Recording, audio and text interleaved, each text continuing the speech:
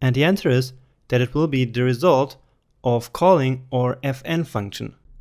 So fn, and then we pass the current element of our input array into this function, array I.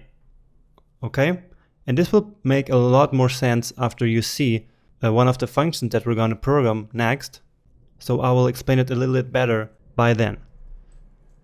And now all we have to do is to actually return this result array. So return, of course, the res. So let's now quickly write one of the functions that we can then later use here as our fn function. So we will write a couple of simple functions that do only one single task. And these functions will actually be called callback functions because they are functions that we pass into functions that will then call them later. In this case, our callback function fn will be called here when we want to push a new element into our array. So let's now write one of these functions, and it will be our well-known calculate age function. So let's do it like this. Function calculate age. And this time I'm simply going to call it L, which stands for element. Okay. And we're going to return 2016 minus the element. So this was usually called our year of birth parameter, right? But this time we're simply going to call it EL. So this is one of these simple functions. So you see it only has one task. It receives this L argument and then returns the age based on that argument. So really simple. And now our array calc function can make a lot of more sense, right? So let's see what happens here. So again, we have our empty array here, and then we start looping through the array that we input, which is, for example, this array here with all of these birth years. So when we then hit this line in code here, what's going to happen is that our callback function fn will be called with the I element of the input array. So imagine in the first loop I is 0. So with this ri, we're going to retrieve the first value of the years array, so 1990, and then we'll push this 1990 into the fn function, which will be calculate age, right? Then this function does its work, and it returns 2016 minus 1990 in this case. And then the result will simply get pushed into the array. And after this is completed 5 times, then the result will be returned. So let's see this in practice and actually call the array calc function. So array calc with our years and calculate age as the callback function. So again, I'm not going to call the function right here because this way I would need the parentheses like this, right? But that's not what we want. We don't want to call a function here. We want it to be called later by the array calc function. And that's why it's called a callback function, because it's called later. So we simply pass this variable, which is this function, right into this other function. Okay, now we just have to store this into a variable, because other way we cannot really see it. So I'm going to call it ages, right? Then we just need to put the correct name here. And then let's console log this array. Ages. So let's see if this works. Okay, so we have a small bug here in line 109. You see? So line 109. And here I see the error. It's not a comma, it's a semicolon. Okay, let's try it again. And now we have our ages. So this actually worked. So our array calc function looped through the years array 5 times, right? And 5 times the calculate age function here was called and then pushed the result right into the array that we then returned. So again, we can imagine this function as a generic machine that loops through an array, and we can tell that machine what to do with each element in the array. And that's what we do with our fn parameter, which is the callback. Okay, so let's now write another callback function so that you can really see how powerful this pattern can be. So let's now write a function which can determine if someone is of full age, okay? So function is full age, and again, we're going to receive an element simply here. So we just use a very generic parameter name here. So this time we're simply going to return if the element is greater or equal to 18, right? So we simply want to return a true or false value, and that's what this comparison operator here returns, right? So if the element is greater or equal to 18, it will be true, and otherwise it will be false. Okay, so let's test this one as well. Down here. And this one I'm going to call full ages.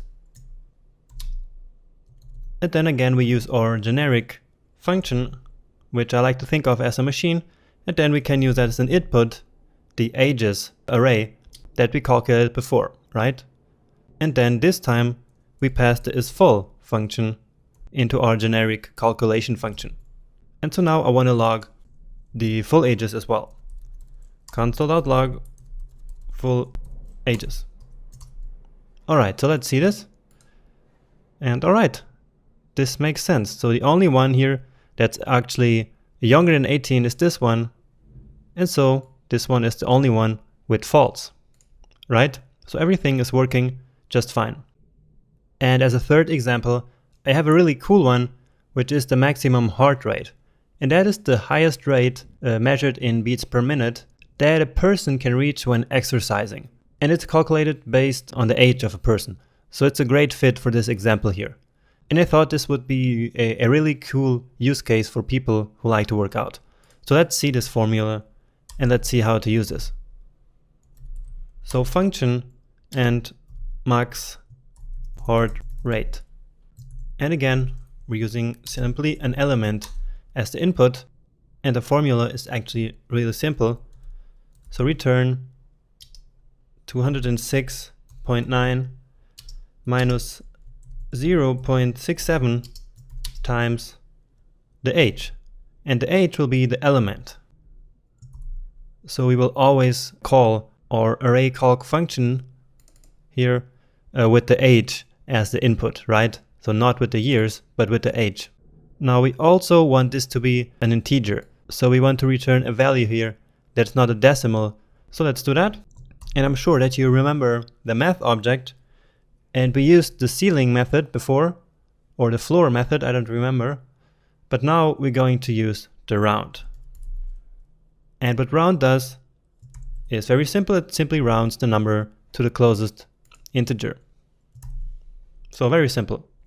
Now only one thing left in this function here is that this formula is actually only valid for people between 18 and 81 ages. So you already know how to do that, right? So we use an if-else statement. So if the element is greater or equal to 18 and at the same time less than or even equal or less than 81. And that's it. So in this case, we want to return this. And if the person is out of these ranges, then we simply return -1. Okay, and that's it. So that's our function for the max heart rate. And once again, let's now use this. So let's just call this rates and then array calc. And again, we're using the ages as an input. And then our callback function is the max heart rate. And now instead of the full ages, I want to log the rates. Okay, so here are the calculated heart rates, maximum heart rates, which is only -1 for this person here, and that's because it's clearly younger than 18. Alright, let's think again about what we did here. So we created a generic function which loops over an input array. And then we gave it a function as an input which is used to calculate something based on each element of the array.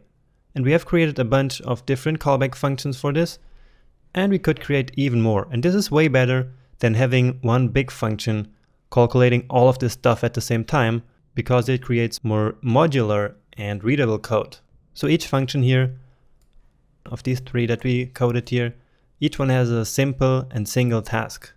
So this is a really good practice. Okay, so this was an excellent use case of why and how we should make use of the fact that we can pass functions around just like variables. So with this simple technique, we wrote some cleaner code, and this code is more reusable and readable, which is really cool. Alright, see you in the next lecture.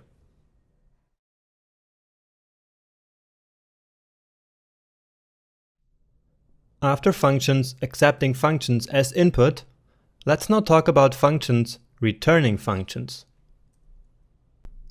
And to learn how to do that, let's create a function that creates different interview questions for different jobs. And this is how we're going to do it. For each job, we will return a function that builds a string using the person's name as an input. So basically a function returning another function. So function, let's call it interview question, and it will accept a string which is a job. And then in here, according to each of the different jobs, we will return a different function which will then log a question to the console. So we're going to do an if-else statement here. So if the job is designer, okay, then return, and here comes the fun part, because we will simply return a function which will accept the name, and then in here we put our code. So this is basically an anonymous function, right? So this function here, it's an anonymous function because it doesn't have a name. So all of this is what we're going to return if the job is a designer. So console.log, and the interview question for a designer will be first the name, because we will pass that into the function, right? So here is the name parameter, and then let's ask the person, can you please explain what UX design is? So user experience design. Okay, and now another job, let's say a teacher. So teacher, and in here we again return a function, an anonymous function again, which also accepts a name and then a similar string, so console.log, and then it's a teacher, so let's ask the teacher in the interview, what subject do you teach? And then maybe the name of the person.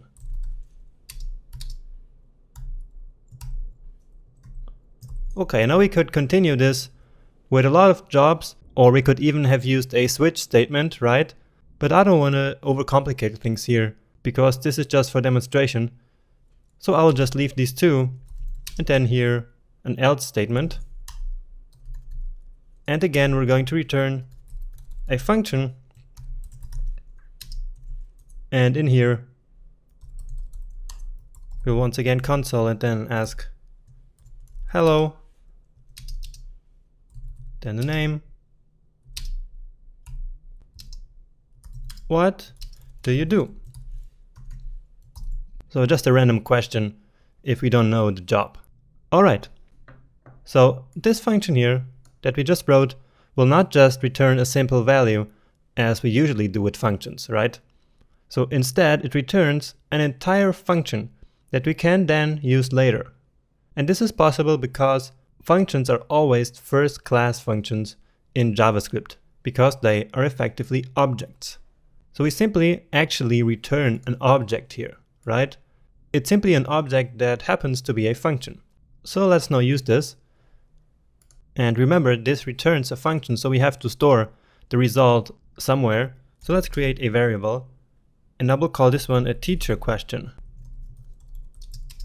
So this means it will be a question always for teachers.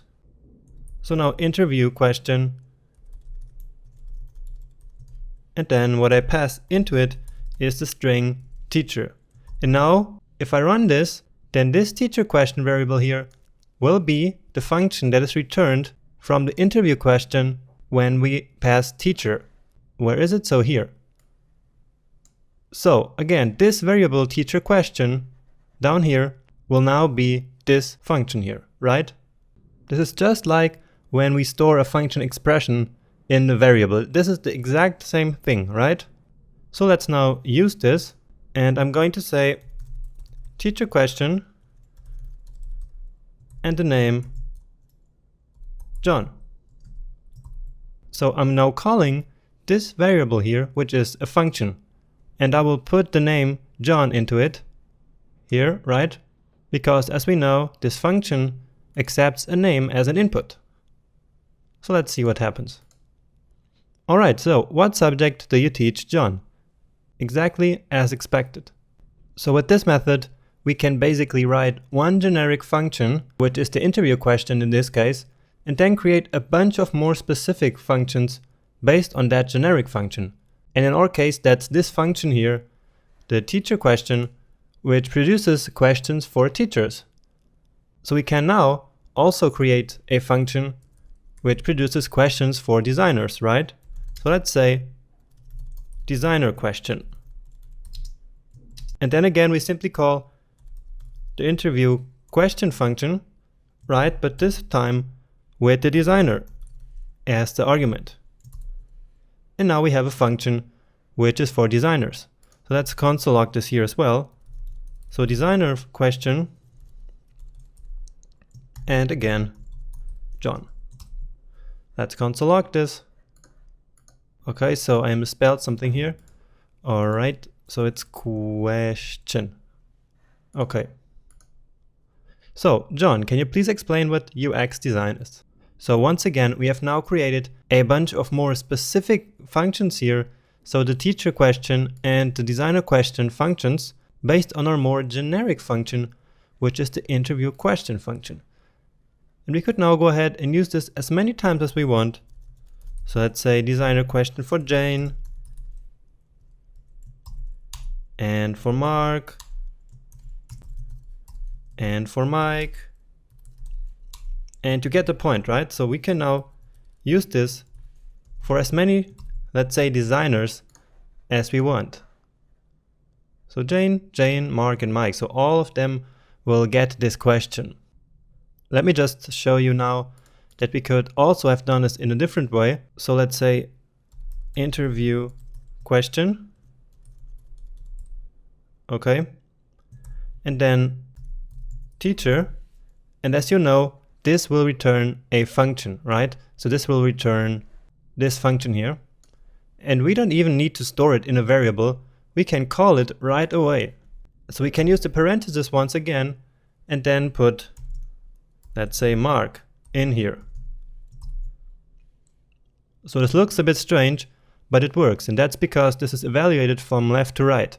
So first this part here, so the interview question function gets called, it returns a function, and then with this here we call the function that was returned before with Mark.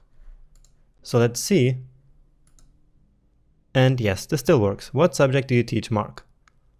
Alright, so this is of course a really simple example, but it shows you how useful this technique can be. And it really takes some time to getting used to this way of thinking and using functions. But once you understood, it can be really powerful. Okay, and once again, I really want to encourage you to try this out on your own, write your own functions, and do some experiments with these new concepts of first-class functions. And after that, you can just proceed with the course. So see you then.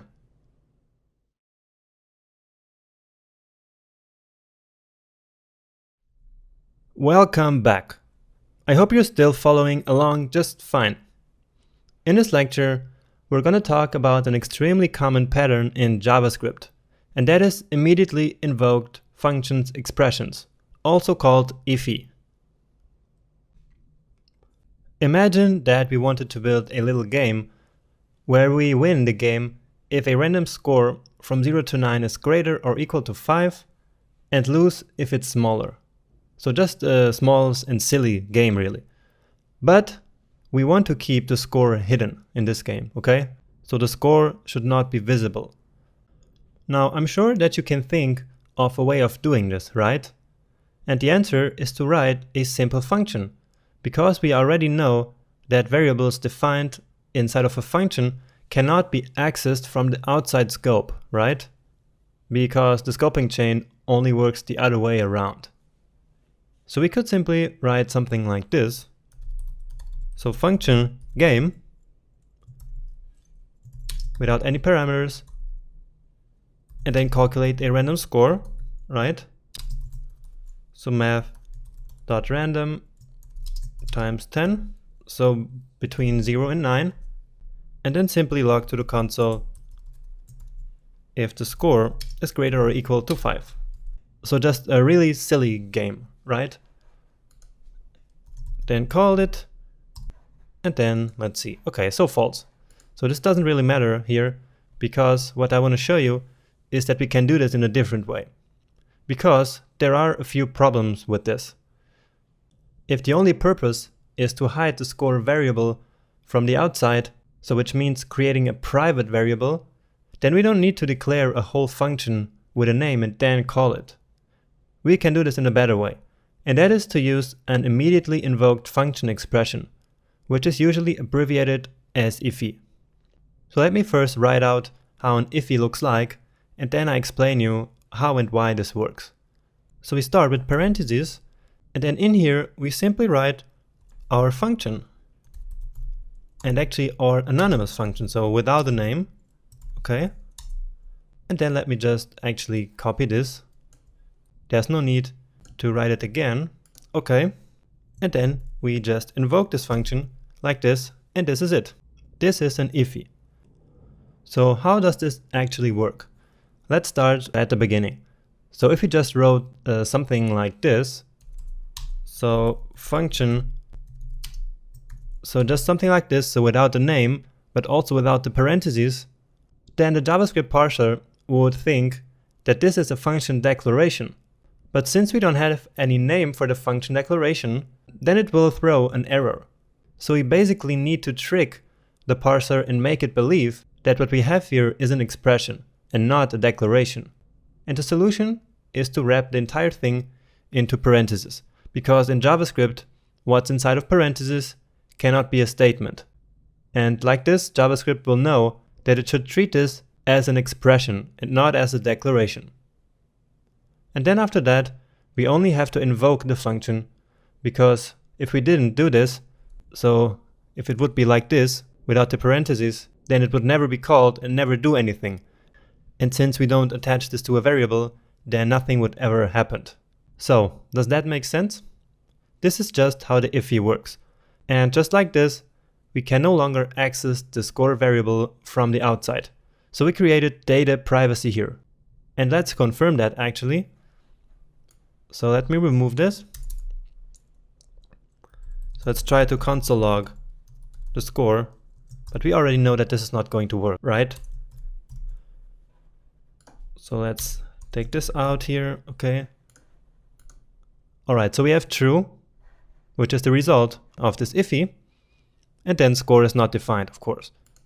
So outside here in the code we cannot see the score variable. We can of course also pass arguments into the IFI. So we could extend our function by adding a parameter called good luck to the game. And the more good luck we add to the game, then the higher the chance that we win the game. So very simple, let's just copy this. Just to show you that we can use a parameter here. So let's call this good luck. And then we subtract the good luck here. Okay, so makes sense. So the more good luck we add here, imagine we had 5, then 5 minus 5 would be 0, and then the score would always be bigger than 0, and therefore we would always win, right? And how do we now pass the argument into the function? Right, we just need to add it here. So let's use the example of 5 that I just gave you here. Okay, so let's just reload this. And now it didn't work because we have the error here. So we first need to take out this part and then true and true. And of course, the second one will always be true. So as you see, we can, of course, only call the iffy once, right? Because this function is not assigned to any variable. But that's no problem at all, because in this case, we are not using the function to create a piece of reusable code. All we want here is to create a new scope that is hidden from the outside scope, so where we can safely put variables. And with this, we obtain data privacy and also don't interfere with other variables in our global execution context. So if this is the goal, so if this is exactly what we want, then the iffy is the perfect solution. So again, this is not to create a piece of code that we will reuse. This is just for data privacy. Alright, so this is going to be yet another very useful tool in your JavaScript toolbox. This was, of course, just a toy example, but later in our project, we will see how important this iffy pattern is in real-life applications in order to structure our code and obtain data privacy and code modularity. So let's now move on.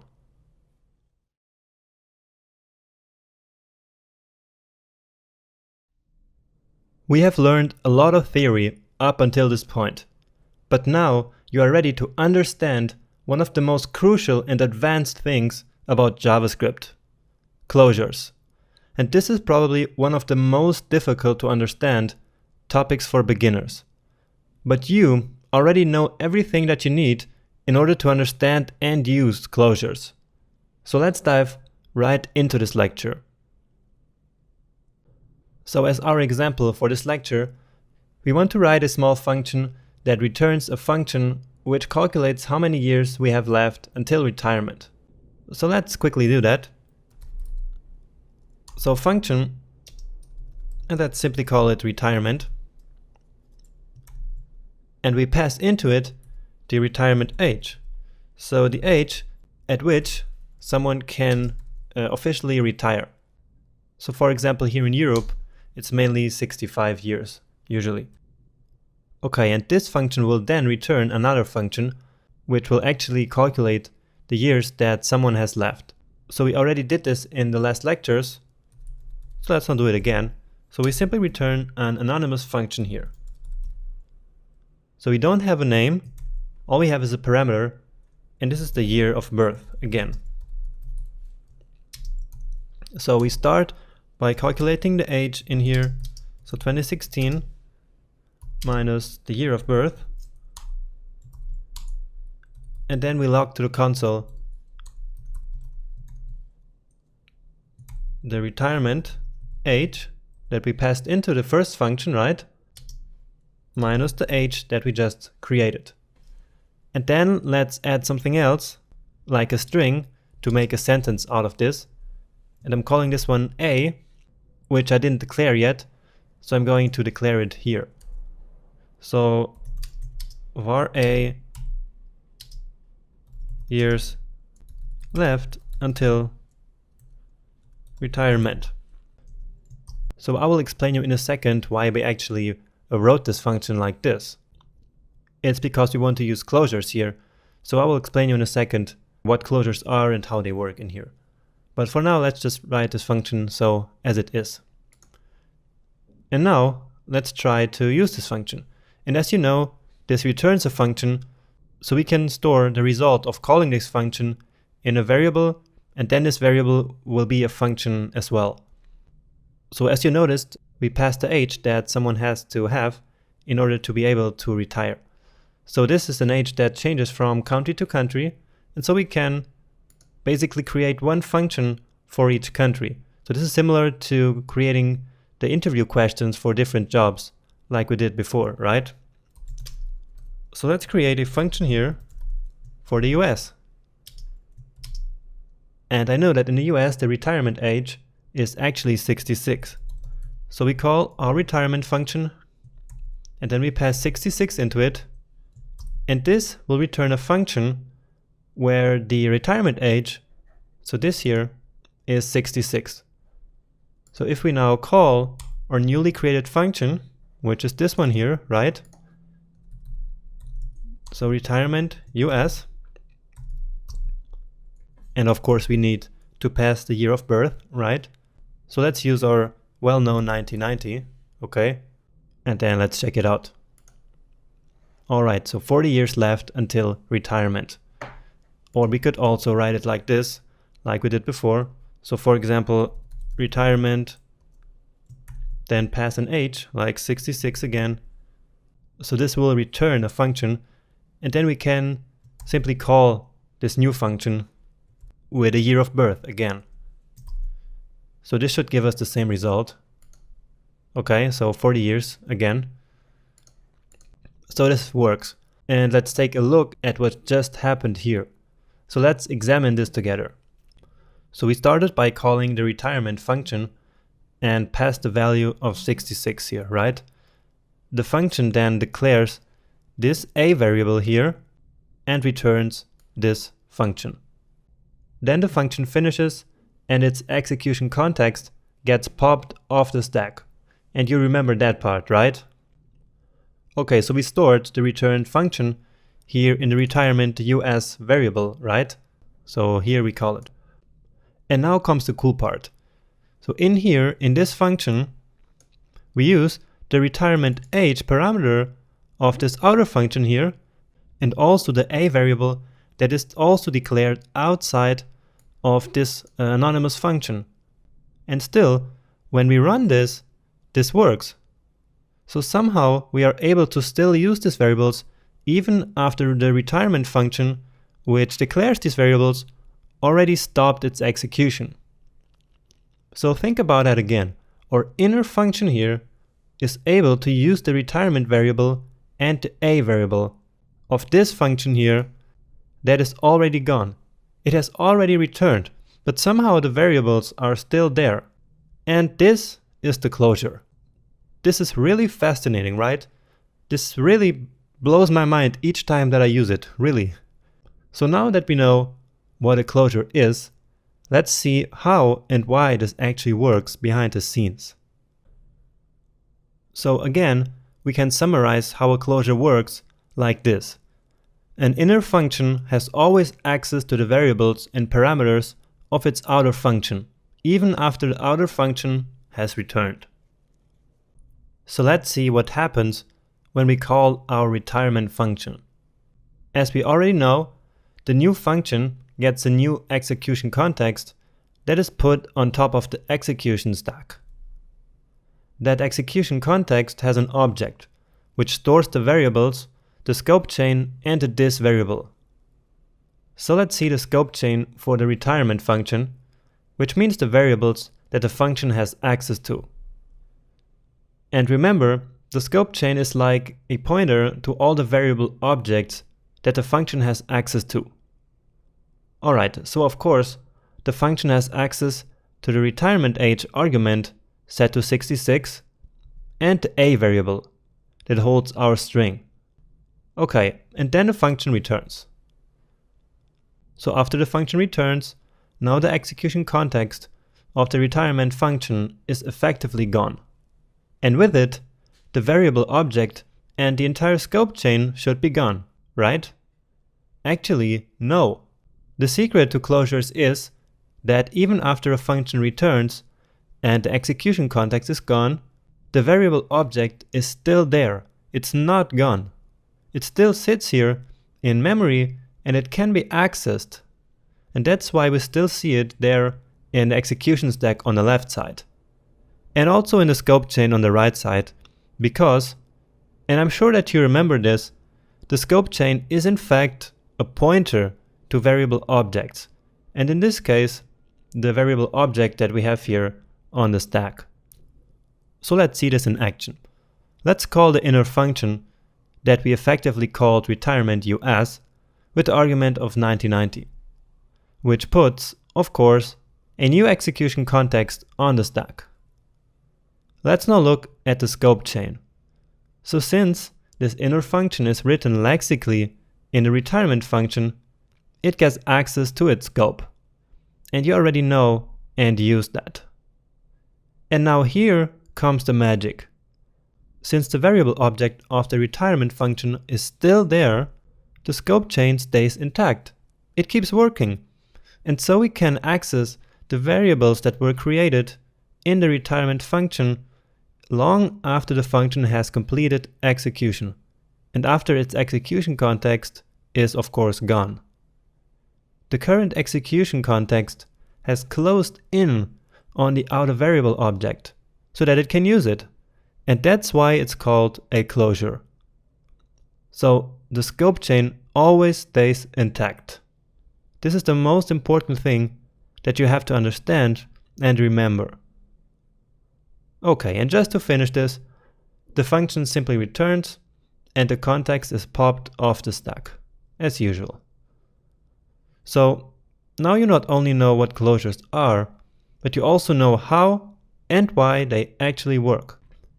And note that we don't create closures manually. This is something that's really built into JavaScript. We don't have to worry about anything. We don't have to say that we want a closure. JavaScript will always do this work for us automatically. And now this summary makes even more sense to you, right? So an inner function has always access to the variables and parameters of its outer function, even after the outer function has returned. So let's now see how this function that we created can be useful for us. So we can create 3 different functions for countries with different retirement ages and use these functions over and over again. So this is similar with something that we did before, right? So we have a more generic function up here, the retirement function, which we can then use to create more specific functions. And this is only one of the many application cases of closures. And we will see more of these later on in the course. So let's now create some more functions. We just get rid of this here. Okay, so let's create a retirement function for Germany. Because in Germany, the retirement age is not 66, but 65. Okay. And we can also create one for another country here in Europe, which is Iceland, which has an age of 67. So Iceland, we will call the retirement function with an argument of 67. And now we can go ahead and use these functions for different people in these different countries, for example, and see how many years they have left. So let's use these 3 for the same people, imagining that they lived in Germany. So the retirement Germany function, and that they lived in Iceland. So retirement Iceland and then also 1990. And if I now run this, we have 3 different ages. Actually 3 different years that the person has left until retirement. So 39 in Germany, 40 in the US, and 41 in Iceland. And all of this is possible thanks to the power of closures. Okay, now just to finish this, I have a very small challenge for you. And this challenge is that you should rewrite the interview question function that we wrote in another lecture, but this time using the power of closures. And the function that I'm talking about is, let's see, yep, it's this one here. So let me copy it, paste it here. Okay, and I'm gonna comment it out. Okay, so again, I now want you to write this using the power of closures. So please pause the video now and do that, okay? Okay, so I hope that you managed to do it. So let's now see the solution. So of course, we again write a function and it's again called interview question. And we still accept the job. But now the difference is that we will always return the same function. So there's only one return keyword in here, okay? So one function which accepts the name, and then we do our if-else statement right in here. And that is possible because of closures, because we will be able to use the job argument, this one, right here into this function even after the interview question function has returned, right? So let's now write our if-else statement in here. So job designer, and I will then copy the code from up there.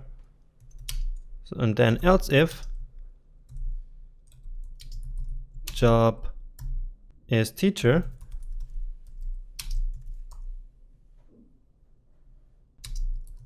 and then the else part. Okay, so if it's a designer, it's this code. There's of course no need to write this again.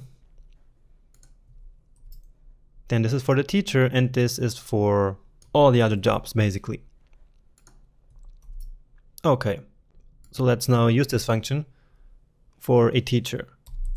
So interview question, let's say teacher, and then we can call it right here. There's no need to save it in another variable, as I already showed you, right? And let's now run this, and it works. So what subject do you teach, John? So we see this is clearly a question for the teacher, right? So again, the difference between the two functions is that now the decision is taken right inside of the function that we return. And that's possible because we can use the job variable to take this decision here, even after the interview question function has already returned. So when we first wrote this function, we didn't know about closures, so we wrote it this first original way here, right? But now we don't need this anymore because now we know about the power of closures, right? And so we can harness that power and effectively use them. Because this is a better way of doing it. This is cleaner code. So we have only one function and then the if inside of here. So let me explain it one last time, okay? So this function call here will return this function here, okay? And then we call this function with the John parameter, the John argument, and then this execution context will close in over the variable object of the function that we had before, that we called before. So it will close in on the variables that we defined in the old function, which was the job variable. And so we can use this variable right into this function as well. And we do that in here. So here in our if-else statement, we use the job variable of the interview question function that has already returned by the point that we use this inner function here, right? So now I hope that this is crystal clear to you. Alright, and this was closures. And as you have seen, they allow us to do really powerful things, and you will see that in our project later. So make sure that you really understand closures. And I hope that you can see now why it was so important to learn all the JavaScript theory that I showed you before. Because without that, you would not be able to understand what I just showed you in this lecture. Because this was really, really advanced stuff. So if you actually understood this lecture, then nothing can stop you anymore on your path to become a really amazing JavaScript developer. So how cool is that, right?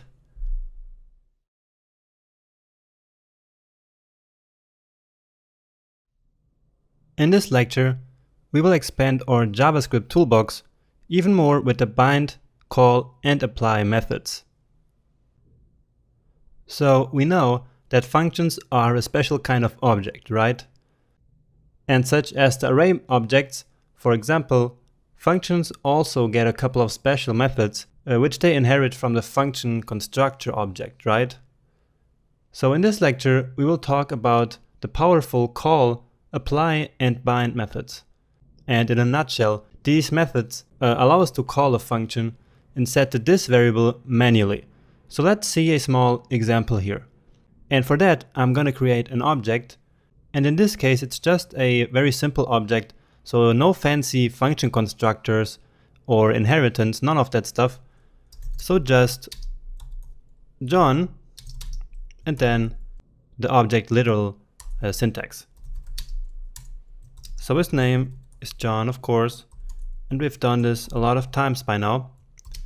His age, and then his job, which is a teacher. And now what we also want here is a method, and that's a method basically for John to present himself. And we are going to have two styles here. First a formal style and then also a friendly style. So John is basically going to say a sentence in which he presents himself. And we will also make this dependent on the time of the day. So presentation is a function which accepts the style and the time of day. Okay. So depending on the style that we chose, we will have two different sentences. So if the style is formal, then we console log something.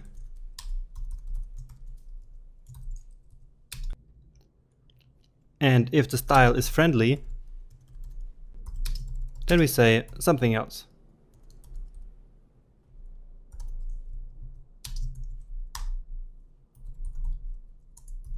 So console log something else. Okay, in the formal part, we are going to say something like, "Good morning, ladies and gentlemen." So good, then the time of day, ladies and gentlemen. And now remember, if we want to have this symbol here, then we need to actually escape it so that JavaScript thinks that it's not closing the string, but that it's really part of the text. So I'm, so then his name, so I'm John in this case. Then we want to say how old. So I'm, or let's actually first say his job. So I'm a this.job. So I'm a teacher in this case. And I'm, and now the age.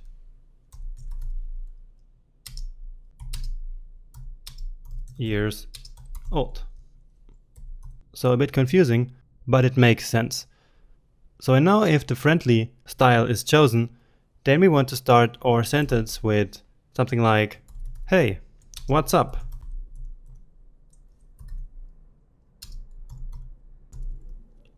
And then again, I'm, and now we can actually copy this. And I see I'm missing a plus sign here. So let's copy this. So then close it. And I also need to use the time of day. So have a nice plus time of day. Okay, so first of all, let's test this. So John dot presentation with a formal style, and let's say in the morning. Okay. Okay, so it looks good, right?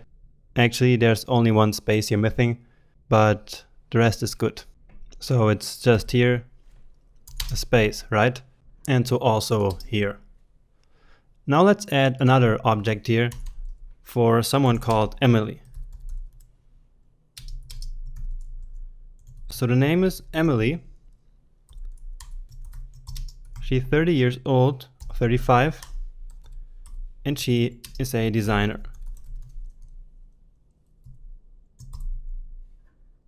Okay.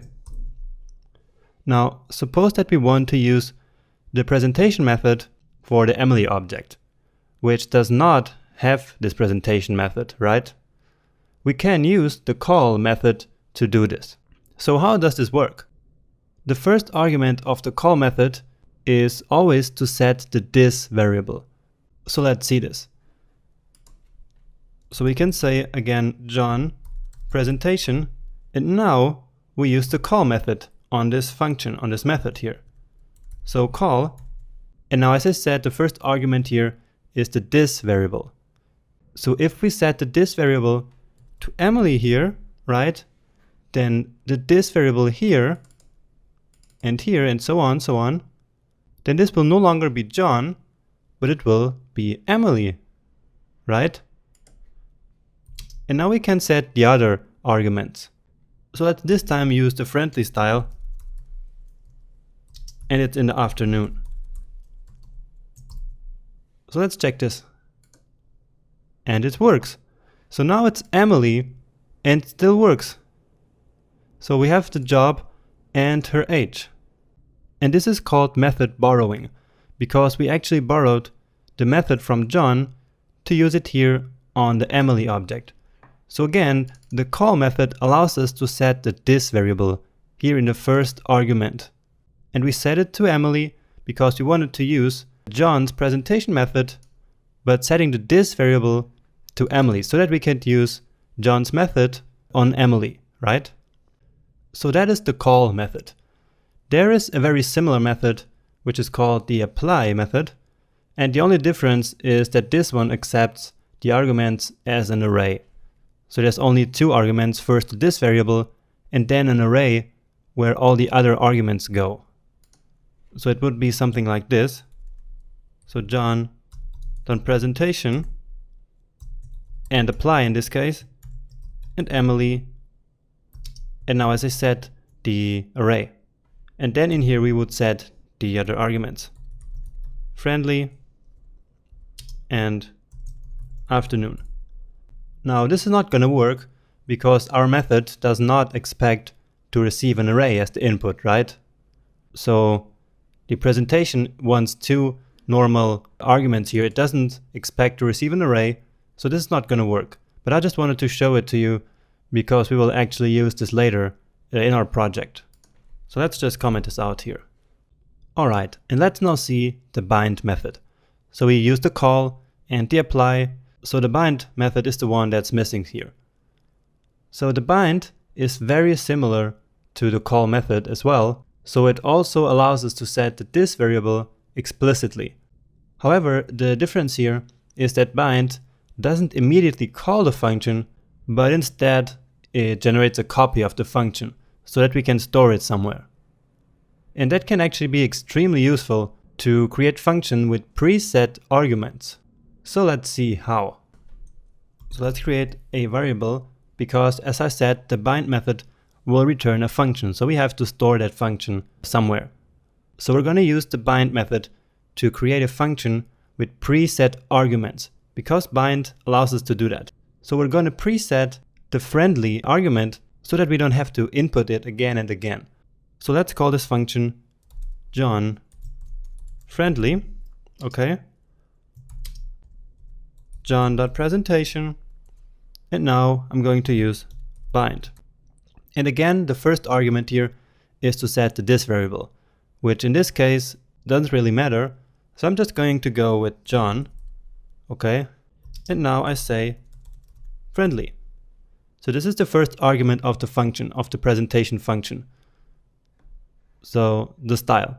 But I will not set the time of day, okay? This will not be set here at this point. I will just leave it like this. So let's now use the John friendly function. Because again, this method here returns a function. So the function will get stored here in the John friendly variable. So John friendly.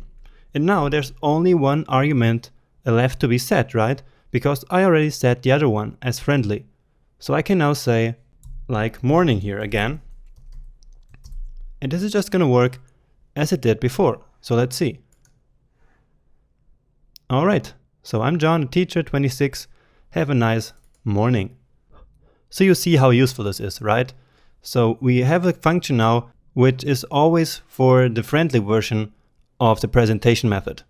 So we can now use it for another time of the day. So John friendly again. Now let's say in the night. And again, everything that changes here now is night.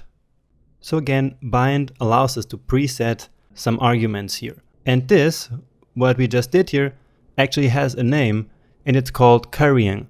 So currying is just a technique in which we create a function based on another function, but with some preset parameters.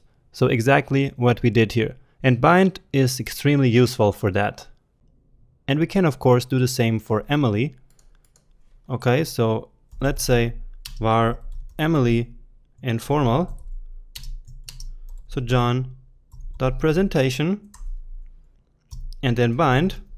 And this time the this variable matters again, because we need to use the presentation method on Emily. So the this variable will become Emily. And now I'm going to preset this argument to formal. And I can now use it. So Emily formal, and then afternoon, for example. And here we go. Good afternoon, Emily, designer and 30 years old. All right, so now we saw some example for call, apply and bind. Once again, these are more like small toy examples, but they really help you to understand what we can do with call, apply and bind. And we will actually use them in real situation in our next project. But before doing that, I want to just very quickly show you a cool real-world example right here. So let's bring back some of the code that we wrote in a lecture about passing functions as arguments. So I have the code up here. Let me see. Oh yeah, this is the one that I want. And this one here as well. Okay, so let's create some space here. And all right. Okay, and do you remember this one? So this was the function that we created here, where we then passed a callback function, which was to calculate age and calculate if someone was of full age. So imagine this like a machine which accepts a function and then applies that function to all of the elements of an array, right? So back then we had this full age function here, but actually the full age varies from country to country. So it's not always 18 years like we have here. For example, in Japan, you have to be 20 to be of full age. And in other countries, it's actually something like 16 or 17. So what we can do is to pass in a second argument for the age limit. So something like this. So we pass in a limit, and then instead of having 18 here, we say that the element in the array has to be greater or equal to the limit that we defined. Alright, so let's again start by calculating the ages. So var ages is array calc, then the years array, and then our callback function calculate age. Now, the problem with our full age function is that it accepts 2 arguments, but our array calc function here can only use it with 1 argument. So here, right, the fn function is always called with only 1 argument, which is this element of the array, right? So what can we do here?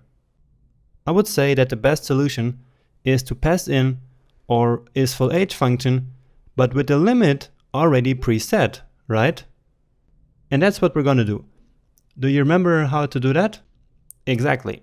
We use the bind method, because bind allows us to create a copy of a function with a preset argument, which is exactly what we need here. And we did that before, and so now we're going to do it again. So let's create a variable again called full, but this time it's called full Japan, because I'm going to do it for Japan, because they have this limit of 20 years. So this is what we did before also. So array calc, and now we pass in the ages that we calculated before. And now we cannot simply pass in the isFullAge, as I explained before, right? So isFullAge. So we will not just pass this function like this, but we will use the bind method on it before passing it. So now we can preset the argument. So first the this keyword, don't forget this, the first thing always has to be the this keyword. And in this case, we don't really care about it. So we just say this, and then our preset limit, which is 20. Okay, and now what will be passed into the array calc function is not simply going to be the full age function, but a copy of the isFull function with 20 as the preset argument for the limit. So let's see if this actually works.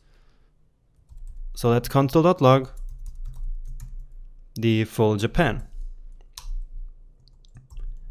And also let's show the ages so that we can see if this is actually correct. So ages. Okay, so yes, it seems like it's working, because here we have someone which is 18, right? But our isFullAge function tells us that this person is not of full age here, right? And that makes sense, because in Japan, you're only full age when you're 20, as we specified here. So this is working. And this is another very useful way in which we use the bind method. And this is really a real world example. Cool, so now you have yet another tool in your toolbox. And that toolbox is getting really full, right? We are now almost ready to start our big project. So let's very quickly move on and see you in the next lecture.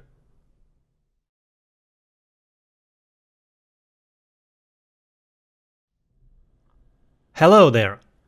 It's time for another coding challenge, so that you can apply some of the concepts that you just learned on a fun and practical coding exercise. So in this challenge, we're gonna build a fun quiz game right here in the console. So you see here in the console we have a question, and then in here we have this pop-up window where we can insert the correct answer. So there's no fancy user interface, we do everything just here in the console and using this prompt window. So in here we can select the correct answer, and the question is JavaScript the coolest programming language in the world? And yes, of course it is, right? So let's insert 0 here, okay, and then correct answer. So if we want to play again, we just reload the page, we get another question, and right now I only have 3 questions, and these are selected randomly, so it's very likely that we have the same questions again. So 0 again, let's reload this again, and now we have a new question. So what's the name of this course's teacher? And yes, you already know, it's number 2, Jonas, right? Alright, so you see how this works, right? So let's check out some instructions for this challenge. So again, let's build a fun quiz game in the console. And the first step is to build a function constructor called question to describe a question. And the question should include, of course, the question itself, right? And then the answers from which the player can choose the correct answer. And in here, you should choose an adequate data structure, like an array, an object, or whatever you think is best. And then also, we need to store the correct answer so that we can check if the input answer is correct. And for this one, I would use a number. Okay, and then when you have the function constructor properly set up, you can then use it to create a couple of questions. And then number 3, store all of these questions inside an array, because that makes it a lot easier to code step number 4, which is to select one random question and log it to the console, together with the possible answers, of course. And then each question should have a number, such as we saw in the demonstration. And the hint that I can give you for this is to write a method for the question objects for this task. Then after that, you use the prompt function to ask the user for the correct answer. And the user should then input the number of the correct answer, and these numbers are of course the numbers that you displayed in task 4. And then finally, you check if the answer is correct and print to the console whether the answer is correct or not. And I would write another method for doing this. Now in the end, suppose that this code would be a plugin for other programmers to use in their code. And so we have to make sure that all of your code is private and doesn't interfere with the other programmer's code. And we learned a special technique in this section to do exactly that. So use that one to complete this step. So this is the most basic version of the quiz, but this time I also have an expert level. And so let's take a look at that first, and then let's see the instructions here. So this time, after we answer to one question, we will always get a new question. And we also keep a score and display it so that we know how many answers were correct. So again, what is the name of this course's teacher? And number 2, Jonas. And you see, we get a new question right away here, right? So we see correct answer, then your score is 1, because we have 1 correct answer at this point, and then we get the new question here. So is JavaScript the coolest programming language in the world? And yes. Okay, So now we have 2 points. So what's the name of the course's teacher again? So let's now put a wrong answer here. Let's say 1. And then wrong answer, try again, and our current score keeps at 2, such as it was before. So this question again, so number 2, 0. And here is the third question that I wanted to show you. So what does best describe coding? It's boring, hard, fun, or tedious. So the answer is, of course, number 2, right? And now our current score is 5. So this version of the quiz is a lot more fun, right? So let's see the instructions for this one. So after you displayed the result, you should display the next random question so that the game never ends. And if I were you, I would write a function for this and then call it right after displaying the result. But be careful, because if you do that, then the game will actually literally never end. And so you have to include an option to quit the game if the user writes exit instead of the answer. And then in this case you don't call the function here in task 8. So let me actually show that to you. Okay. Because if I hit cancel, then I will always get a new window. You see? And I cannot close this. And so the only way to exit this game is to write exit here. And that's because I coded it this way. So exit, and then the game ends. Okay, so you have to code this too. Now after that works, you can track the user's score to make the game even more fun. So each time that the answer is correct, you just add 1 point to the score. And for this task, I am actually going to use the power of closures. But of course you don't have to, you can do it in another way. Because for me, the most important thing at this point is that you actually write the code on your own. So that you really try to solve these problems on your own, okay? So it's absolutely no problem if your code is different from mine. The most important thing, again, is that you should really do it on your own at this point. Because right now in the beginning of your journey, the most important thing is that you really practice and that your code works. Then optimizing your code to make it perfect comes after that. But for now, just get your hands dirty with some coding and not trying to make it perfect, okay? Then finally, in the end, just display the score in a console such as you saw in the demo before. And for that, you can use another method. So again, just try to code this on your own. And then after that, once everything works the way I showed you, you can check out the solution to see the way I implemented this game, okay? So good luck and take all the time that you need.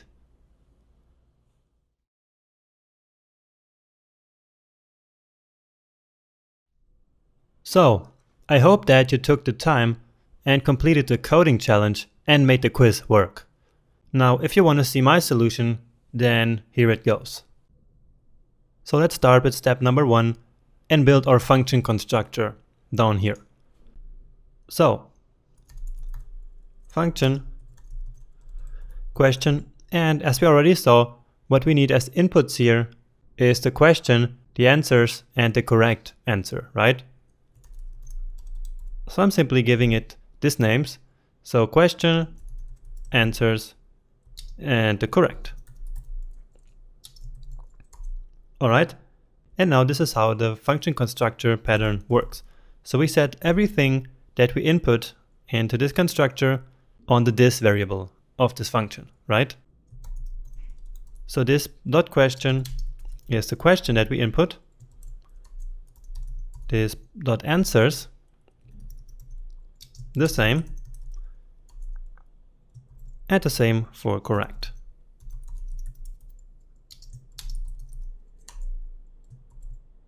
Alright, and that's it. That's our function constructor. So let's now use it and create a couple of questions. So var question1 is a new question,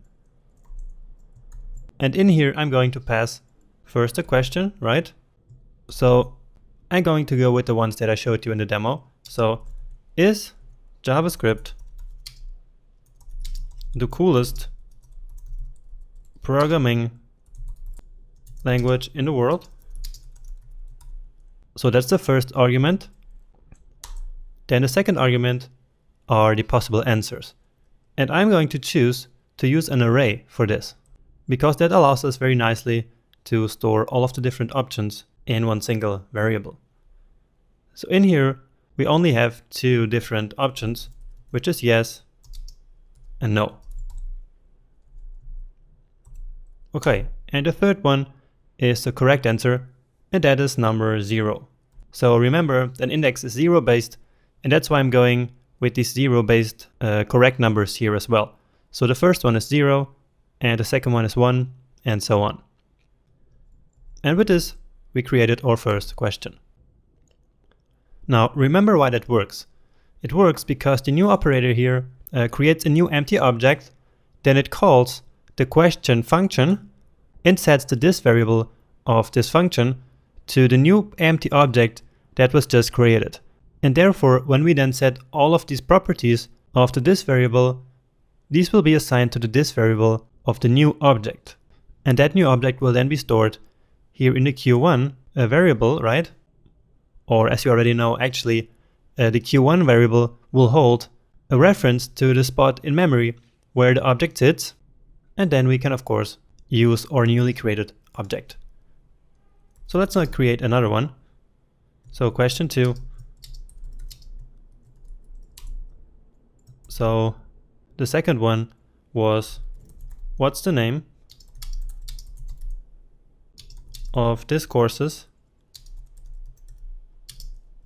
And remember, I have to do it like this. So I need to escape this symbol so that JavaScript doesn't think that it's the end of the string.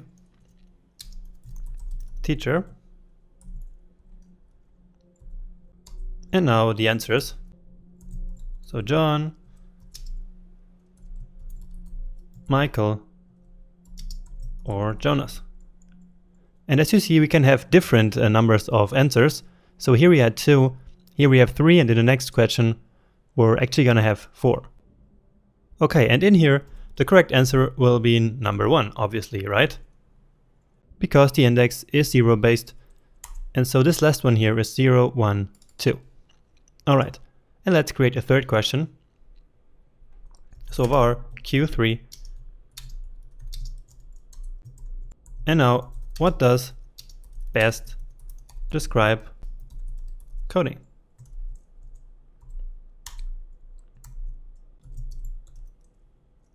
So is it boring, or is it hard, or fun, or maybe tedious?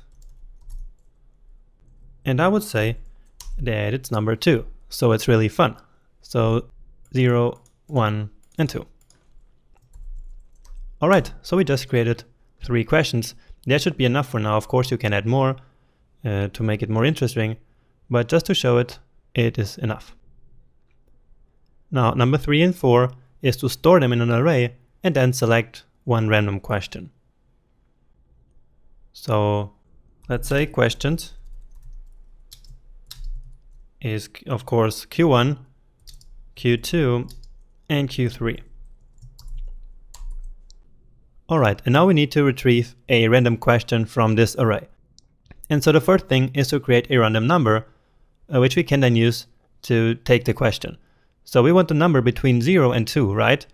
So 0, 1, or 2 should be the number of this random question.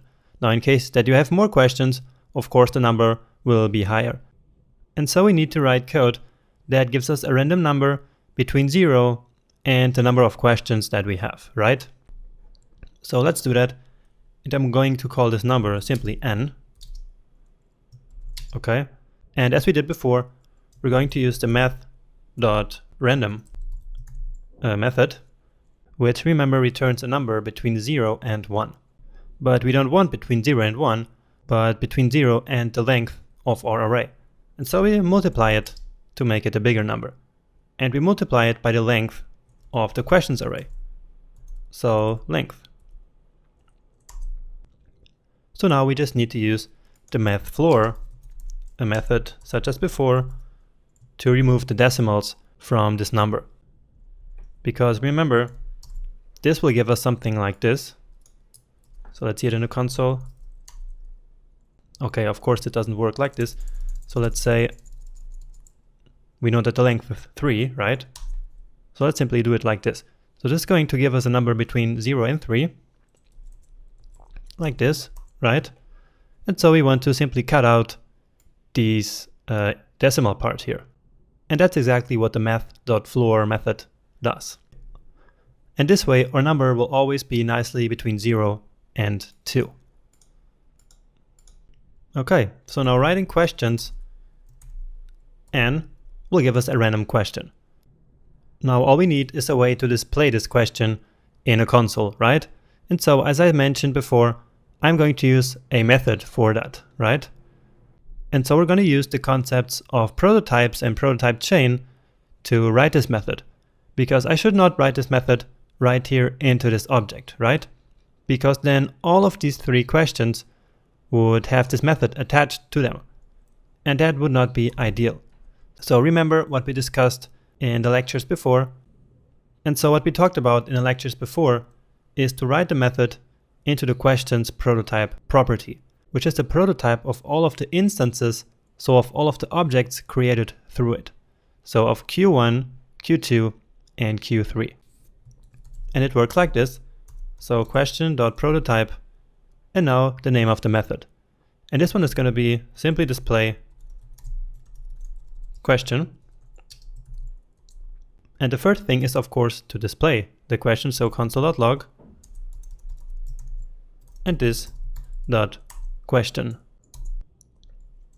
So when this method will be called on Q1, then the this keyword here will of course point to Q1, right? And then a question associated to Q1 will be retrieved. If we call it on Q2, then the this keyword here points to Q2.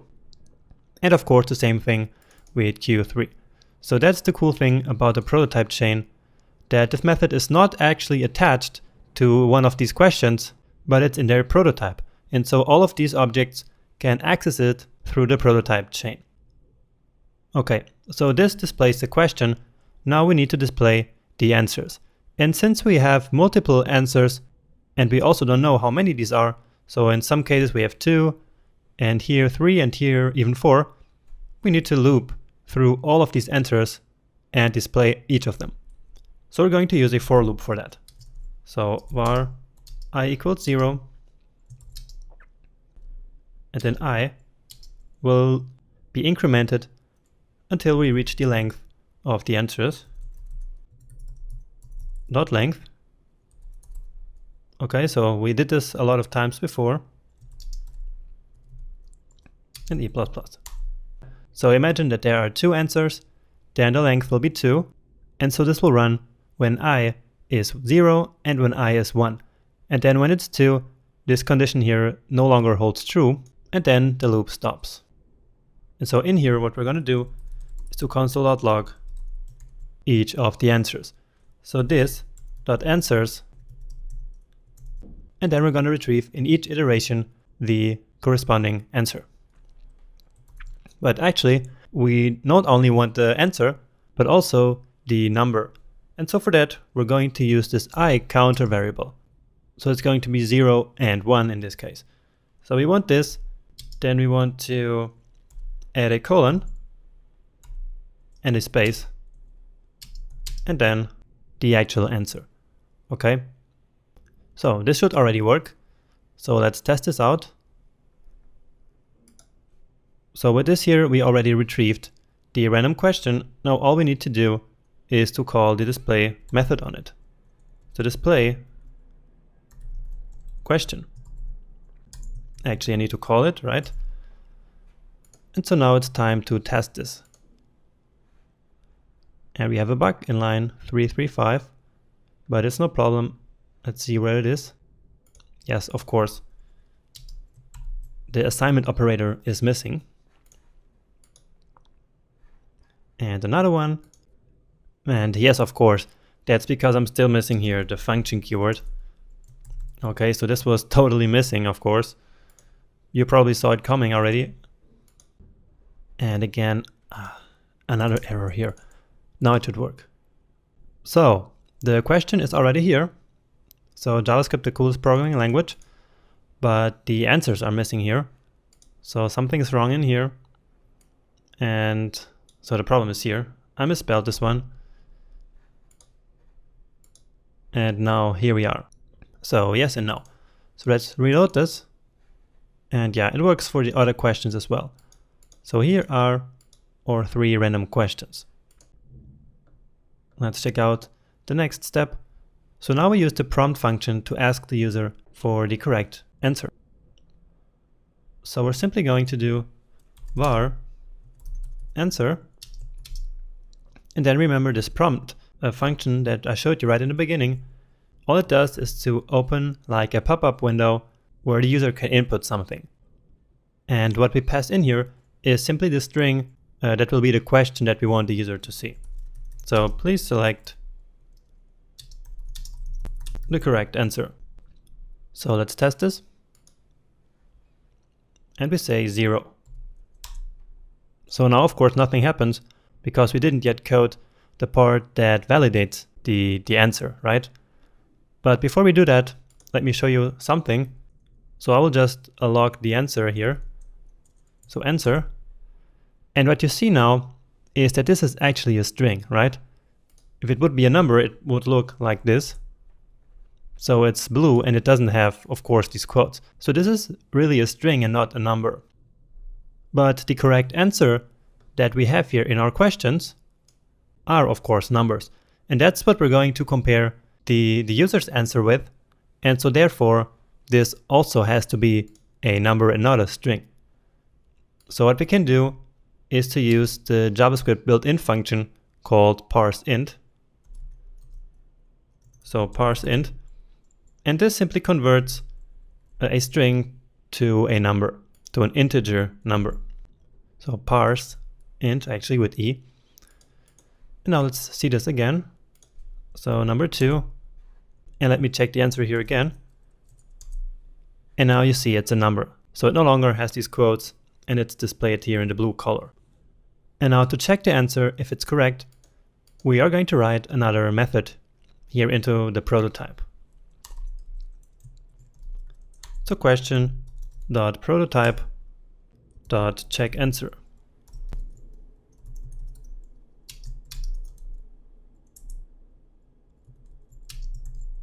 So what should we do here? It's actually very simple, right? All we need to do is to compare the answer that the user gives with our correct answer, right? And so we need to actually pass in this answer into this method. So let's simply call it ans. Okay. And then in here we just need an if-else statement. So if the answer from the user is the same, then our correct answer, then we console.log correct answer.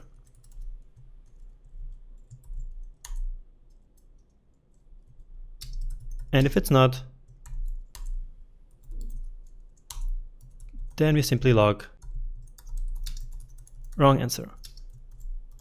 Try again. And that's it. So now all we need to do is to call this method down here.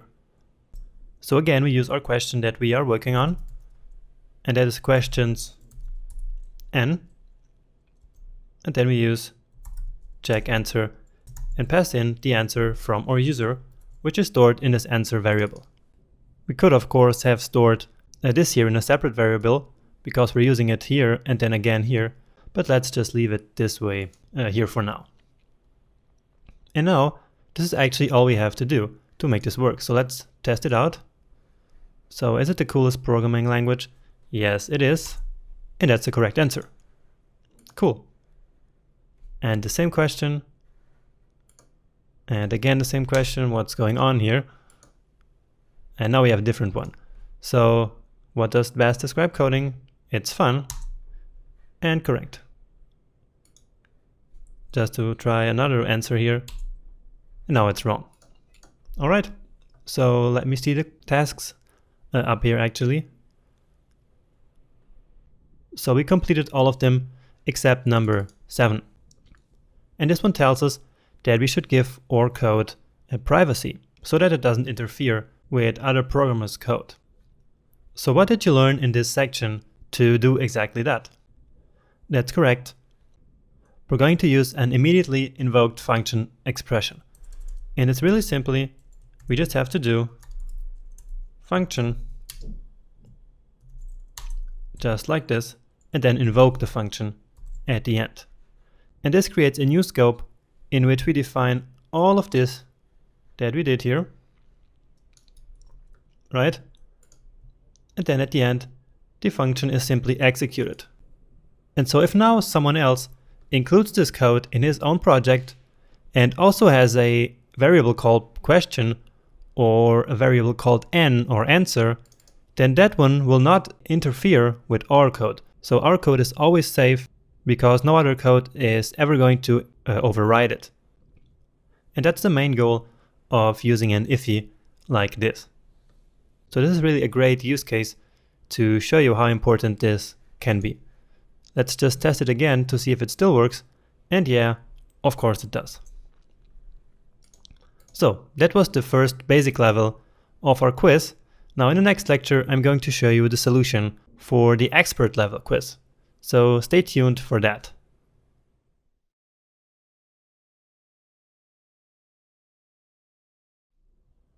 Alright, so here goes my solution to the expert level of our small quiz app.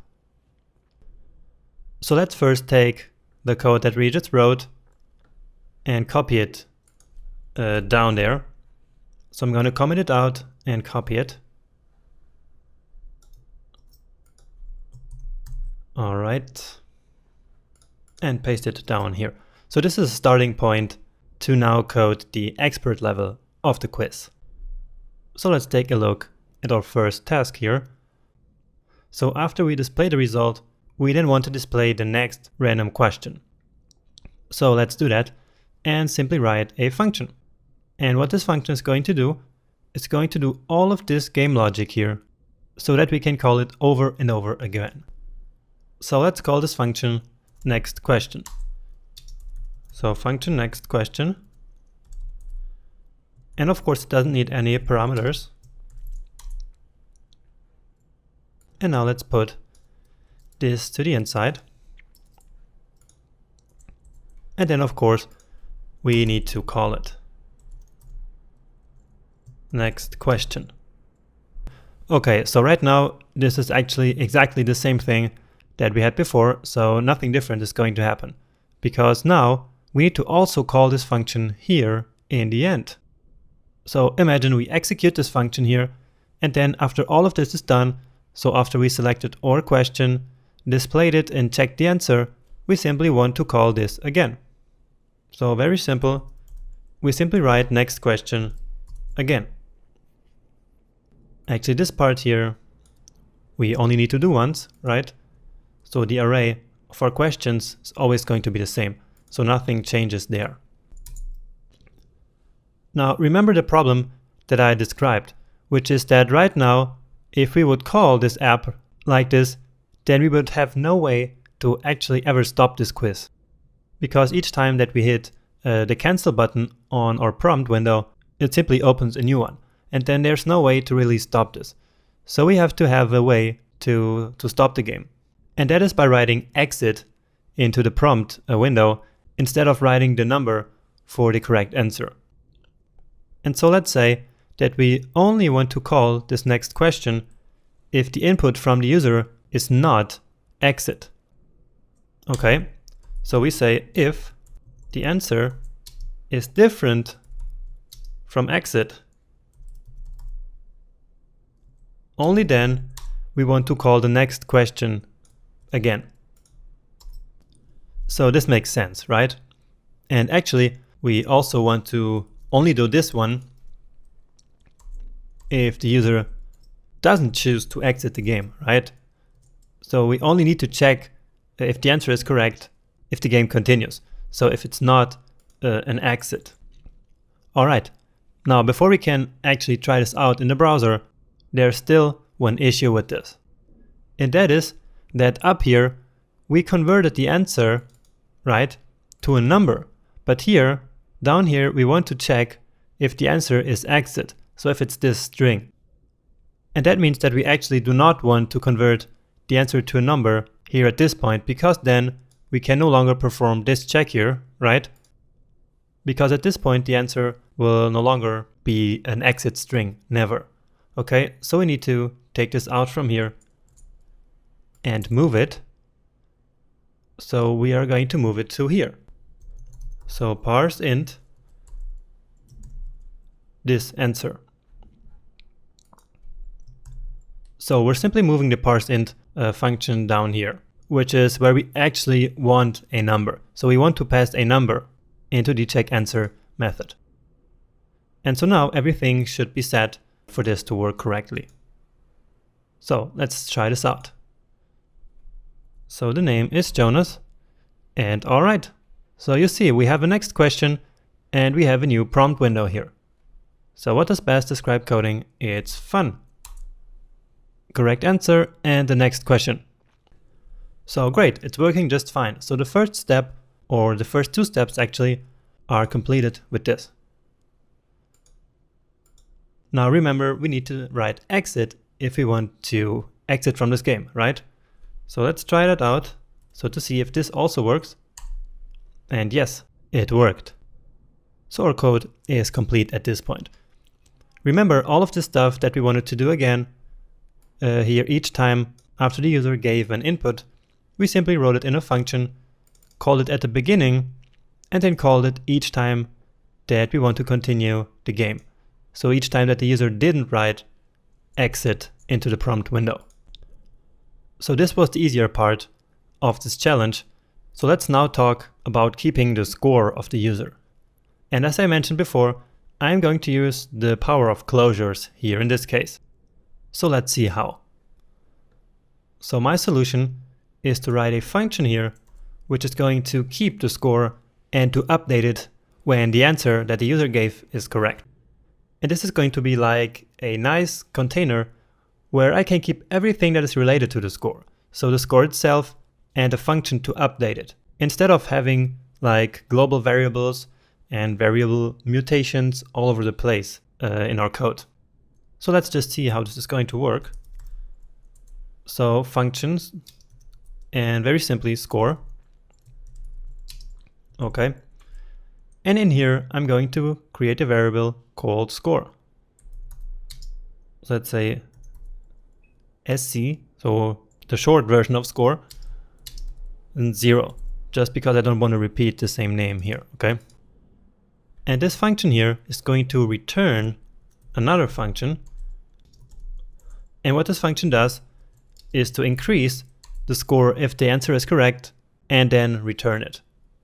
So we actually need a parameter here which says if it's correct.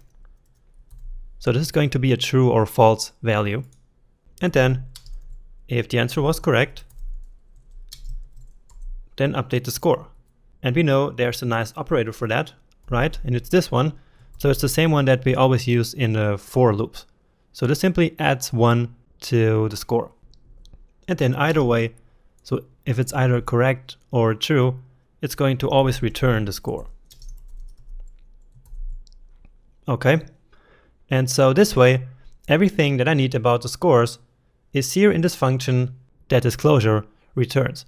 Now all I have to do is to call this function and store it, because it returns another function.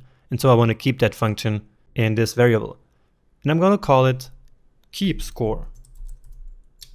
So score, and call it, and that's it. So what's going to happen? Remember what closures are. So we call the score function, it defines this variable, and then we return this function here. And it's going to be attached to this variable. Now, thanks to closures, we always keep access to the variables that the other function defines, right? And so this means that this score variable here will always be accessible by this keep score function here. So this is exactly what we did in the other exercises in the closures lecture, right? So the exact same thing, but now it's applied to this problem, so this application. And up until this point, maybe this doesn't make so much sense to you, so why I use it this way. So let's now see it in action. And it's going to work like this. So we check our answer here, right? So here actually. So we check our answer, and in here we can then call this function that I just defined to update the score if the answer is correct. Okay, and so in order to be able to do that, we need to actually pass this function into this method here, okay? So we're going to make use of the concept that we can pass functions around because they're first-class objects in JavaScript, so first-class functions. So the checkAnswer method is going to be called here, so checkAnswer. And so we're not only going to be passing the answer in here, but also the keepScore variable. So keepScore, which is the variable that contains the function, and the closure, which keeps track of the score, remember.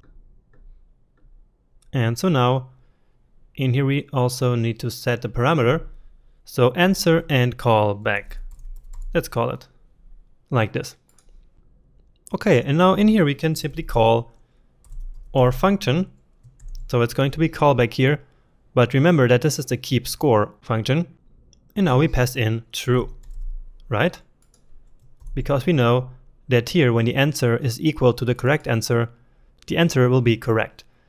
And remember that this function here, which is effectively stored in the keepScore variable here, accepts a correct parameter. So if it's correct, it's going to update the score and return it.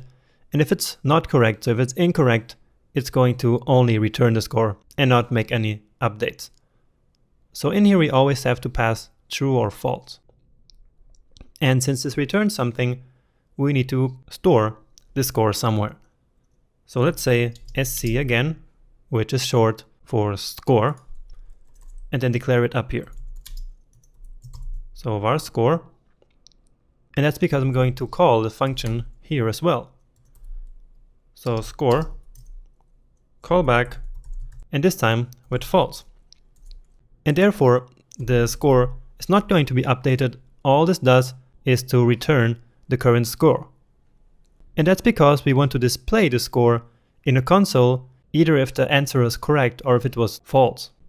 So we always need to retrieve the score value from the function, which again has access to it because of the closure. And so let's now write a method for that. So a method which is going to display the score in the console. So question.prototype.displayScore.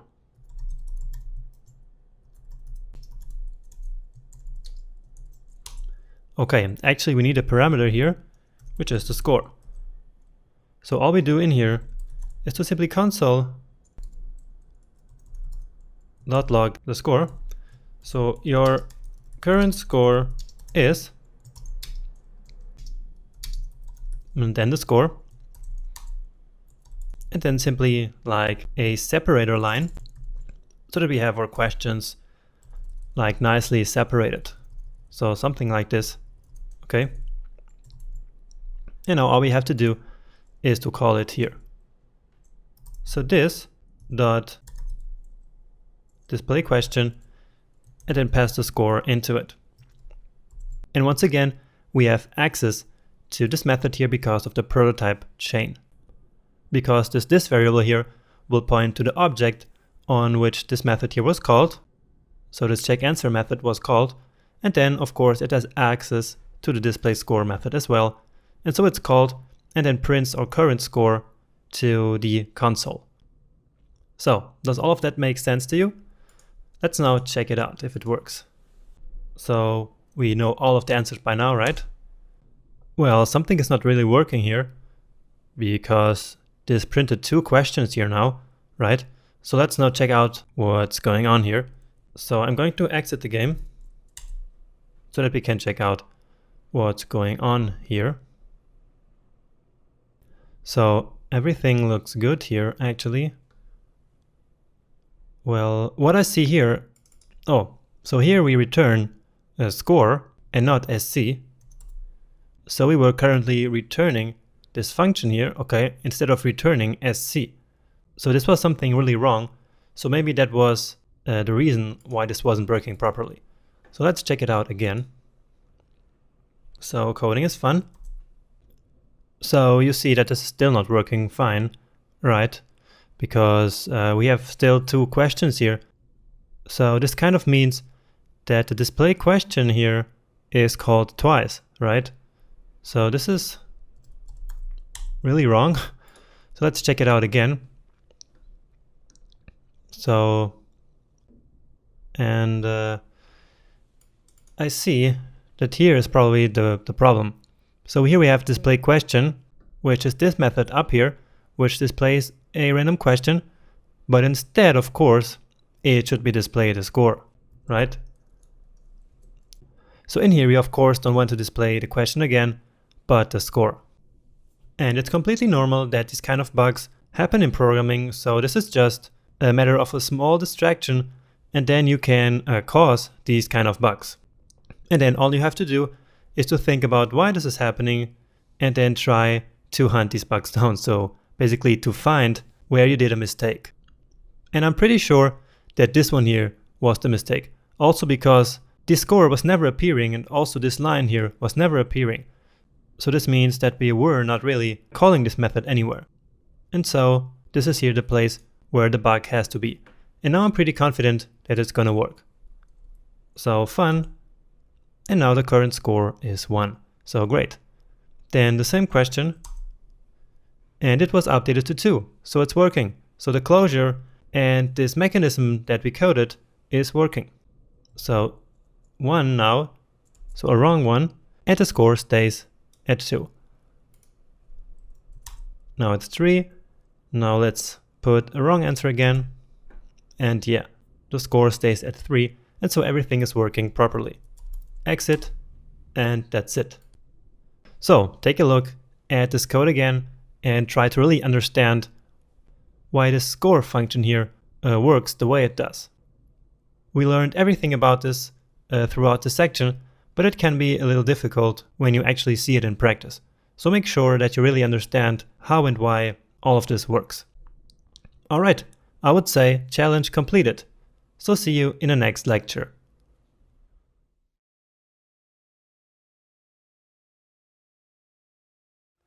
Welcome to the second project of the course. This is where everything that we learned up until this point comes together, and you will even learn a ton of new JavaScript features during this project. So we're going to use all these advanced concepts about objects and functions, lots of arrays, lots of DOM manipulation, and a bunch of other important stuff. Now, this project is not just about coding. It's also about how to approach and how to solve specific problems. So basically, it's also about how to think as a JavaScript programmer. And so we'll be talking a lot about structuring our code, why we take certain decisions about objects or function creations, and so on and so forth. Because coding is not just writing a bunch of lines of code, but it's also about how to think and how to make all the pieces of a code fit together, so that in the end we have a final functioning product.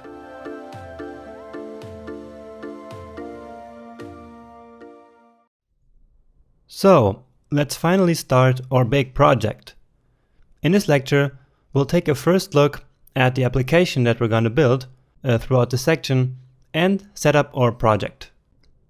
So this is our budget app, and I called it Budgety here for a lack of a better name, but it serves, right?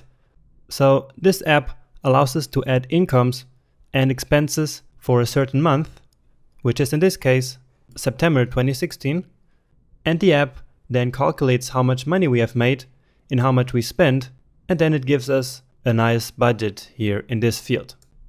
So just to test it, let's add some incomes here.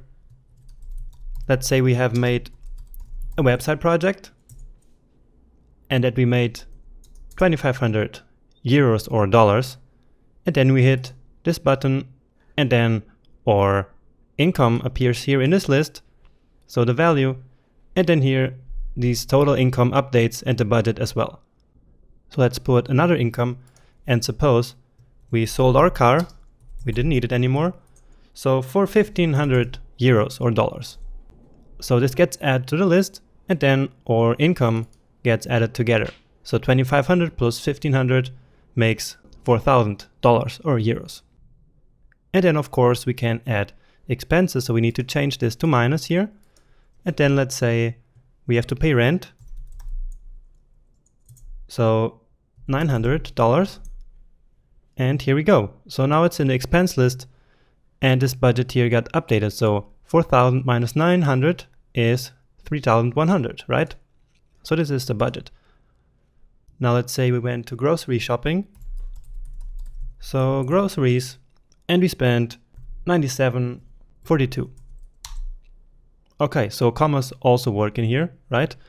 And now let's say we went on a holiday and spent $1,700.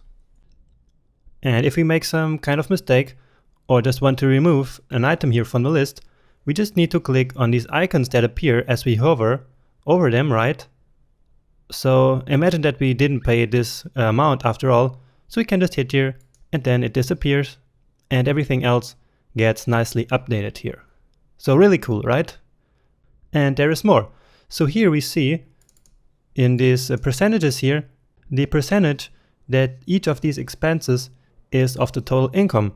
So for example, this holiday that we went on accounts for a total of 43% of our total income of $4,000. And then this 900 euros here or dollars for the rent is 23% of our income, right? And in total, we see that our expenses account for 65% of the money that we made in this month, so in September. So these are basically the features of the app that we're going to code. And I also gave this app a nice design so that the whole project gets more exciting for you. So you're going to really end up with a cool and great looking app that you can show to your friends or someone else, and not just some boring, ugly, toy application. So I really put a lot of effort in this app to make it the perfect first real project for you. So you see, we have a lot of code to write to make all of this work. So let's get to work and start by setting up the project. So the starter project that you can download is already on the desktop, as always. So again, the name Budgety, and then just open the project folder, and here is our project. So as in our pig game project, we have an already coded HTML file, which we will see in greater detail later as we start coding the app, and then of course a CSS file where all the styles, where all the design of the application sits. But that doesn't matter to us, because what we want is of course this app.js file, which is the file where all of our JavaScript code will go, right? So now we know how our final app looks like, how it works, and we have our project all set up. So we're ready to move on to the next lecture. See you there.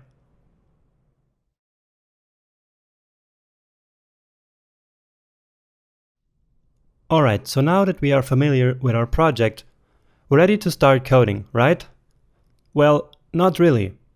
Because we cannot just start coding without having a plan of what we're gonna do. I mean, it was okay to build like the pig game project without a clear plan.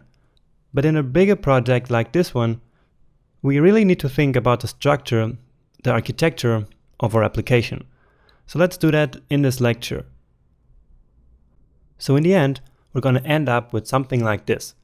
Now, is this a great piece of art or not? No, I'm just joking around.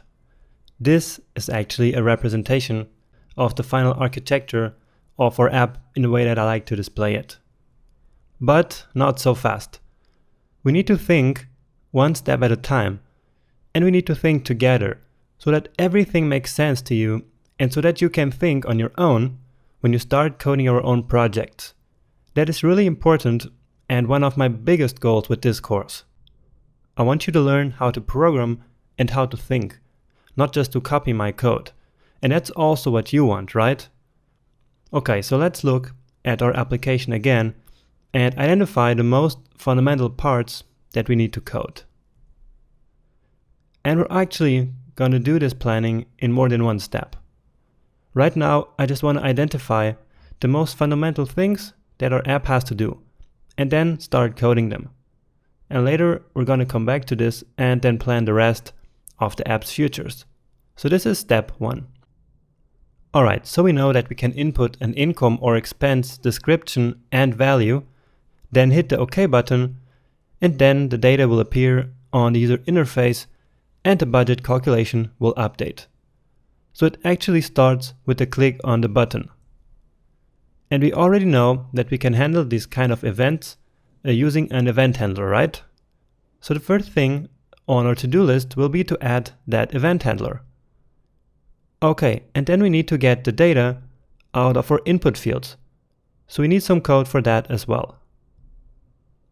We see that this data then will be printed to the user interface. So we need to first add the new income or expense to our internal data structure, and then add them to the user interface as well. And finally, the budget is also updated. So we need to internally calculate the new budget and then again update the user interface.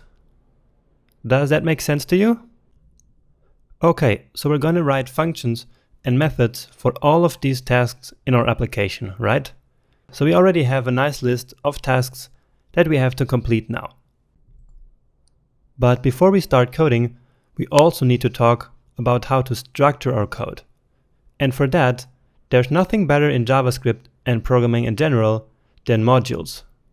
So, modules are a vital aspect of any robust applications architecture.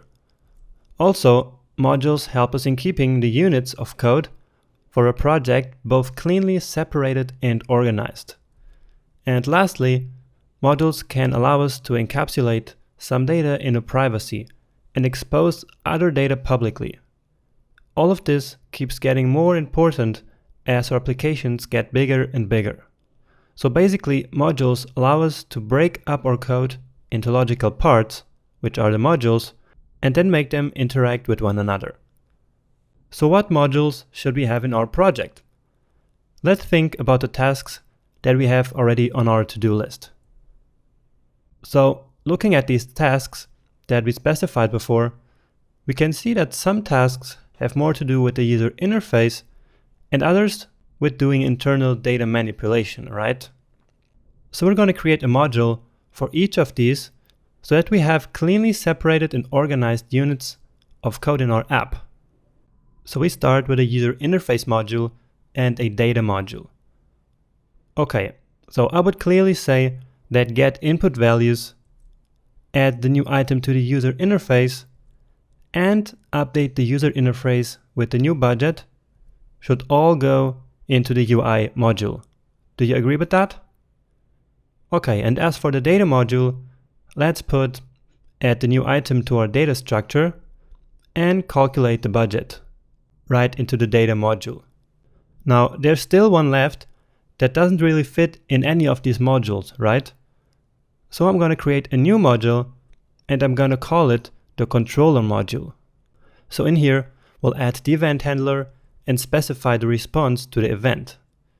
The goal of this module will be to control the entire app and basically acting as a link between the other two modules. Alright, so now we have some nicely separated units of code here. And all of this will make a lot more sense to you when we actually start writing our code, which is exactly what we're going to do in the next lecture, where I'll show you how to set up these modules. So again, the planning that we did in this lecture is only for the first step of coding this project. There are a lot more functions that we're going to need in each of these modules so that we end up with a final functioning app. But we'll come back to this later. Okay, see you in the next lecture now.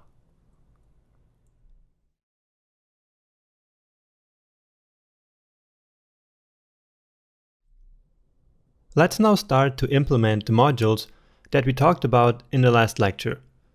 And for that, we're going to use the extremely popular module pattern, which is one of the most popular patterns in JavaScript. And since we're now back to a big project, you'll have these what you will learn topics in the beginning of each video again, where I will list all the new things that you will learn, so you can reference these lectures later on.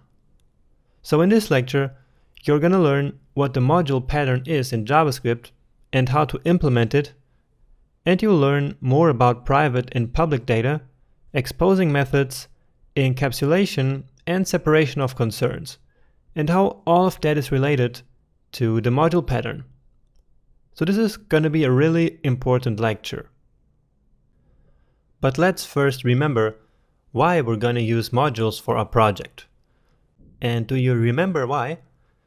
The answer is that we create modules because we want to keep pieces of code that are related to one another together inside of separate, independent, and organized units. And in each of these modules, we'll have variables and functions that are private, which means that they are only accessible inside of the module. We want that so that no other code can overwrite our data. So our data, or code, is going to be safe. And this is really important. And beside private variables and methods, we're also going to have public methods, which means that we expose them to the public so that other functions or modules can access and use them. And this is called data encapsulation. So data encapsulation allows us to hide the implementation details of a specific module from the outside scope, so that we only expose a public interface, which is sometimes called an API. It is extremely important to have all of this in mind when building complex applications. So how do we actually create modules in JavaScript? We use the module pattern, which is incredibly powerful, but at the same time incredibly simply to implement. All we need to know are the concepts of closures and ifs, but we already know that, right? So let's start with the module that handles our budget data, and I'm going to call it budget controller. So, budget controller. And here is how we write the module with the module pattern. This variable is going to be an immediately invoked function expression that will return an object. So let's write that out. So remember, an immediately invoked function expression, or IFI, is simply an anonymous function wrapped in parentheses. So just like this. So function, and this is the function body, right? And then we just invoke the function at the end, like this, and that's it. And in here goes our code. So let's simply put a variable here for now. Let's say x is 23, and just some simple function. Let's say we want a function to add two numbers. So I'm going to call it add, simply. And our parameter is just a. And we return x plus a. So this is just a variable and a function to show you how the module pattern works. So you already know that an IFI allows us to have data privacy because it creates a new scope that is not visible from the outside scope, right? So our variable and our function, they are safe in here. They cannot be accessed from the outside. Now, the secret of the module pattern is that it returns an object containing all of the functions that we want to be public. So the functions that we want to give the outside scope access to. So let's now test this out and return an object containing a method here. So return, right? And then an empty object, and all we need to do now is to add a method. And I'm going to call it public test. And it will simply be a function that uses our other function add so that we can use it in the outside scope. So we accept the parameter b, and then we console.log the result of calling the add function with b. Okay? Let's now quickly test this in the console, right?